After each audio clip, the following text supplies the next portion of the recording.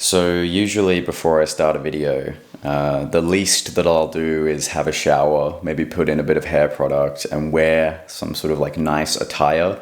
Even though you can only see head up, there's the sense that just for me, it acts as kind of like a ritual. And I think there's a good part of that. I think there's a good sense of being able to get in the right place to communicate something. But then there's another aspect of it where there's this kind of sense of not feeling good enough for public speaking, not feeling good enough to talk on camera if I don't kind of get ready. But due to the nature of this video, I thought I would bypass that, not have a shower this morning, wear this jumper with straight up ketchup stains on it. Like, to be honest with you, there's some ketchup going on here. I thought I would just lean into that in order to sort of get more momentum on this topic. And you can see by the whatever I end up titling this video that we're going to go into the topic of feeling a sense of inadequacy, sense of not being good enough, sense of like that you haven't been productive enough, and the associated feelings of shame and guilt around not feeling good enough. And the reason I wanted to tap into this today, like really just spontaneously, is because I woke up this morning and I did a bit of meditation, and then I was just kind of sitting here, had a cup of coffee, and I was writing down some feelings that I was focusing on releasing. That's usually what I do if I have time to just journal in the morning. I'll write down some sort of feeling tones and work on releasing some of the energy behind them. And I noticed that there was this strong thing that came up in this sense of just like this authentic desire came up. Just like, I just want to do this all day. I just want to like sit here with this journal and just contemplate on like some blocked feelings and just allow them to be there entirely and have that sense of admitting it to myself and truth in myself. And that's, you know, like they say, like the truth sets you free. And when you write something down or you admit something that you've maybe been holding back from, and when you just come in contact, it's like you've confessed it to yourself. And all of a sudden you have access to that reservoir of energy that's been blocked and suppressed or repressed. And there's just this relief that comes with being honest. And it echoes out into other areas. Like sometimes you don't even notice how much of an effect that can be until later on you're sitting and having dinner with someone and you feel this inner sense of peace or relief because you know that you're in a place of truth in yourself. You don't even notice it at first, and then it just hits you that it's like, why do I feel so calm? And it's like, because I'm truthful with myself right now. It's like I feel like I know who I am because I've been honest. I'm not like trying to work around things. Anyway, I was writing that down, feeling that sense of relief, and then I noticed this like counter feeling come up, this sort of resistance to actually just allowing myself to have the day to do this and to just sit and do nothing. And there was this resistance of like, that's not productive enough. Like, that's not good enough. Like, it's not part of your goals. Like, aren't you like meant to go out and like aren't you meant to go out and be social? Aren't you meant to like, what about like this? What about YouTube? Like, you said you'd commit to the process of like, even if you don't release the videos, you're going to film them, right? You said that you would do that. Or what about like, you said that you were going to maybe work on some business stuff, or like, oh, like there's these books. You have like 2 books here. They're not even read. Are you going to work out? Is working out just going to happen by itself? What about food? Like, are you going to prepare a healthy lunch, or what? Are you just going to eat McDonald's? Or like, I mean, where's all that going to come from? And I noticed that there was this feeling after feeling after feeling, and there was just this associated sense of guilt around it. And when I inquired into it compassionately, instead of just like getting into a fight with it and then that ends up winning and you end up being productive just out of guilt, basically. I just kind of let that be there, and I felt into the guilt. And I noticed that there's just this sense of like, how to put it? There's just this sense of like, if I don't do enough things, that time will pass me by and I'll be left alone or like abandoned somehow. Or I shouldn't just be able to inquire into myself. It's like I owe someone or something more, to be more, to do more. And it got me thinking about different ways of looking at this idea of like being productive. One way that came up, something that was interesting to me, is to think about like when you're a child and how when you're a child you have this kind of sense of like excitement for wanting to do the things that you want to do. Like let's say you want to climb a tree, or you want to go and play with your friends, you want to build blocks or sand castles. There's this vibrant state of aliveness, this being aliveness. And then actually, if you look at the activity of a child when they're like this, they're obviously very productive technically. I mean, spending 4 hours building blocks and running around the park, or wanting to climb a tree, or wanting to build a sandcastle, or wanting to just even willing to sacrifice your dessert or something in order to go out and play with your friends after dinner. There's a sense of like there is such a high level of productivity to it. It's ridiculous. Like there's a sense of really just you always kind of like want to be doing the next thing, but it never actually feels like doing, because there's never a sense of obligation in doing that stuff for children. Like obviously we vary in our activities and energy levels as children, but there's this kind of sense of the doingness is just a natural extension of that vibrant state of being. So you don't have to constantly think about all the desires and if it's the right thing or if it fits. It just comes from the state of genuinely wanting to do this stuff, genuinely wanting to be this way and to be with your friends or to climb or to engage. And I feel like there's something really rich and really beautiful about that. And I feel like all of us, we never really lose that. I think there is this kind of inner beating heart of this sense of like sometimes we are just really loving what we're doing. And I think that it's actually really sad to see that some people can get this, but they can only get it when they have drugs and alcohol. Like, for example, we might go to a music concert together, or we might go to a club, and it's an amazing experience. Like, we're going to go see this, have this amazing experience together, and see one of our favorite artists and dance for hours on end and meet different people, what have you.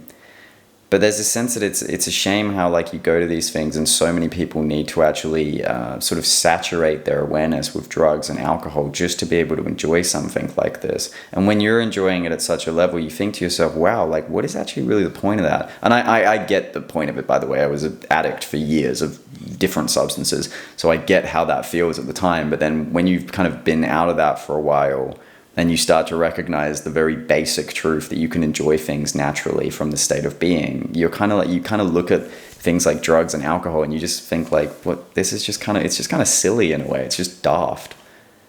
Or, you know, maybe it's like you love creating things, or maybe it's you love your job, or you love a kind of certain relationship in your life and you're not thinking about fitting it into your schedule. You just actually happen to really enjoy the presence of being with this person. Or you happen to just really enjoy creating something. You'd pay someone else to create it almost, because that state of being flourishes into the doing. So the doingness that you have, the productivity level, is based on a sense of enjoyment. And weirdly enough, because there's this state of enjoyment that's before the doingness just adds on to the state of enjoyment, and it creates this kind of compound effect where the being and the doing merge into one nature, one motion. And I think that's kind of the spiritual aspect of anything that we do. It's flow, it's rhythm. It's like a harmony with our actions, right? In the last video I made, we spoke about flow from Mihaly Csikszentmihalyi's perspective, where he talks about it's the Vesicapisces between ease and challenge. Right? When you build blocks as a kid, there's the sense of ease in that you have the confidence to know what you're doing, but you're also challenged enough to make something that's a bit out there and different. And it just puts the child into the state of like natural rhythm. Where when it comes to getting older, our doingness starts to be based on a whole different state of being. And it's important to just be honest here. Like the point of this is not to judge or to moralize or to anything like that. It's basically just to be really honest about what we're feeling. I noticed this with myself, that if I had have just said, no, I'm not going to allow myself to do what I really want to do today, I'm just going to go do all these things instead because I have to. It's not to say that's wrong. It's not to say that's bad, but it's just that I would be acting and behaving from a place of feeling forced, not from a place of feeling in alignment. And like said, with that beingness, it begets more of itself. The positive state of beingness begets more of a positive doing, and they create a cycle. And it's this exact opposite when it comes from doing things you feel like you have to do, being productive enough.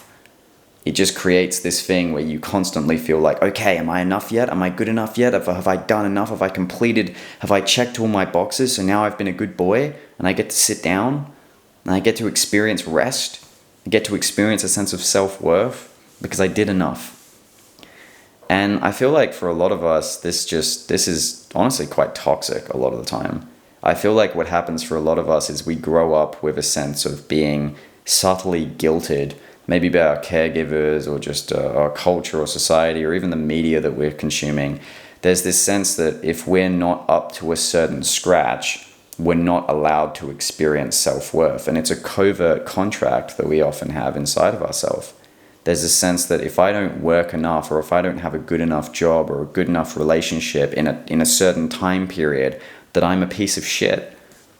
And I'm not actually worth love or respect. I don't get to just enjoy myself. Are you kidding? You only get to enjoy yourself on the weekend after you did everything that you need to do. Life's not about being in rhythm. What the fuck? It's not about being in rhythm or being in flow. It's about being good enough and adequate, doing enough. There's kind of sense of anger and pride in that area, I think. It's on the Hawkins scale, 150 of anger, 175 pride. And then there's that leap where he talks about the leap of positivity into courage, where courage is the sense of I can. And you actually start to enjoy what you're doing. You actually have a sense of I can do it. And I like that I can do it. Where pride's about, I've got to get it done. I've got to get this person to like me. I've got to be good enough. I've got to get the job. I've got to complete the tasks. And you notice, like, just for me, my experience with people like this and my own energetic state when it becomes like this, because it definitely does, just in its own way. I'm not a very conscientious person, but when I do have that drive, there's a sense of like, I'm never actually satisfied. And when I complete the things, there's a sense of reward, but on the reverse, if I actually do what I want to do out of a state of just authentically wanting to be that way, there's more of a sense of reward because I feel calm before I start. I feel calm during and after.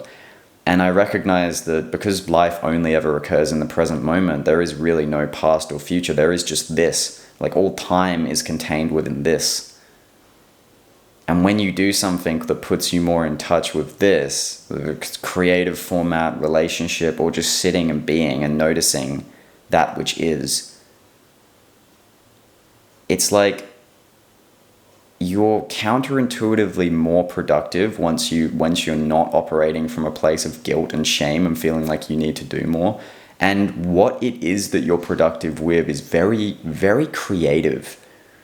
It's like, because it's coming from this different place, it feels like it's coming from more than you.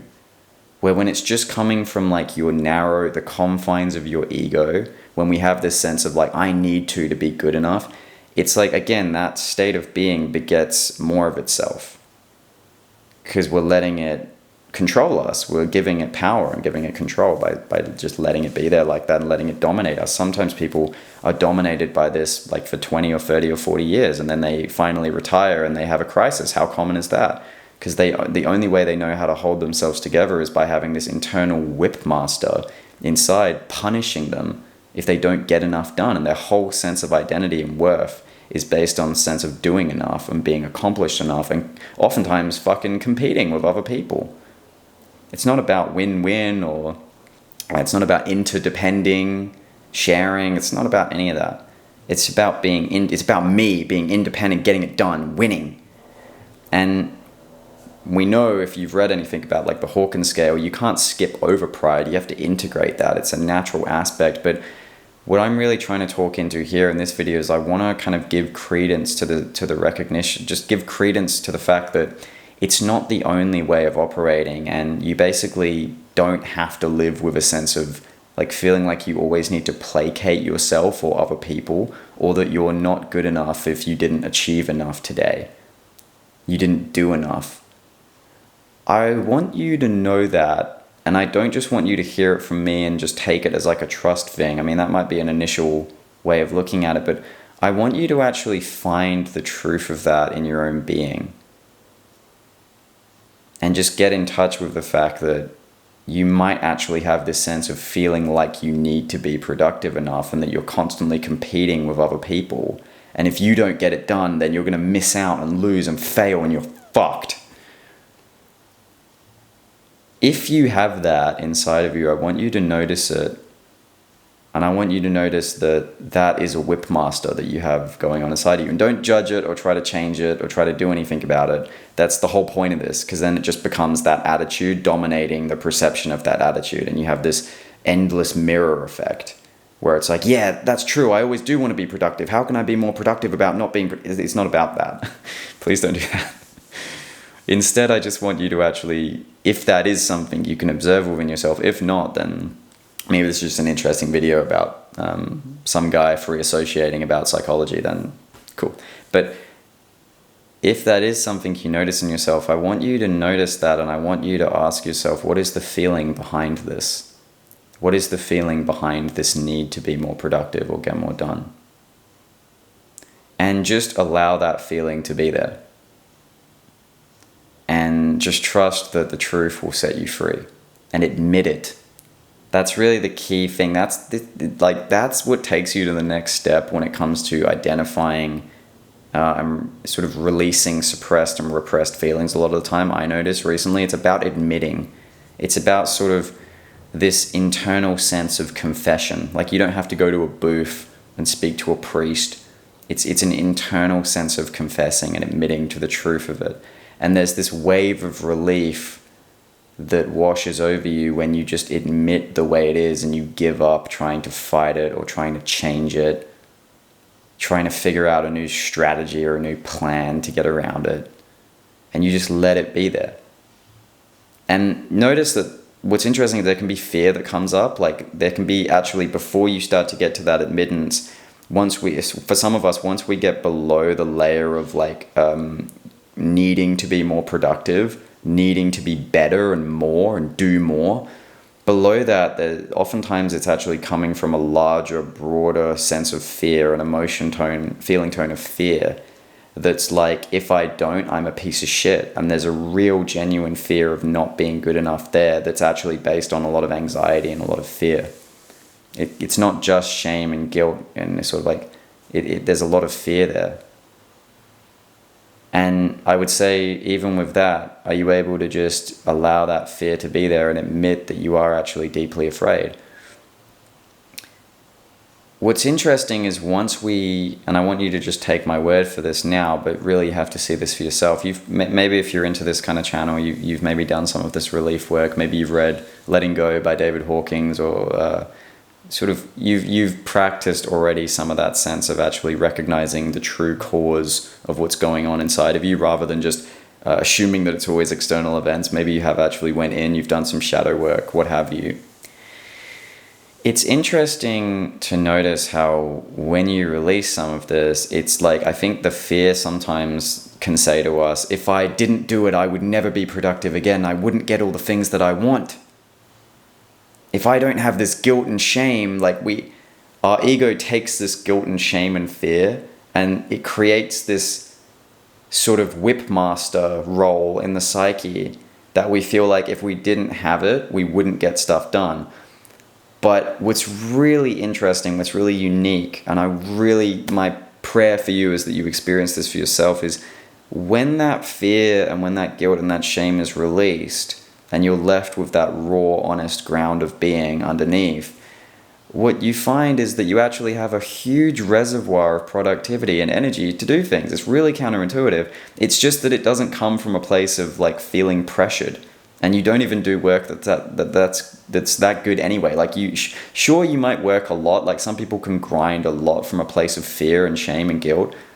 But what if you did half the work and it was truly creative? What if you only worked, instead of working 16 hours, you worked 7 or 8 hours today, but you actually wanted to work 7 or 8 hours? And when you worked with clients, or when you created something you wanted to, or when you showed up to go have dinner with your partner later, you were actually really with them. You were actually really with that client, and you really provided the most value.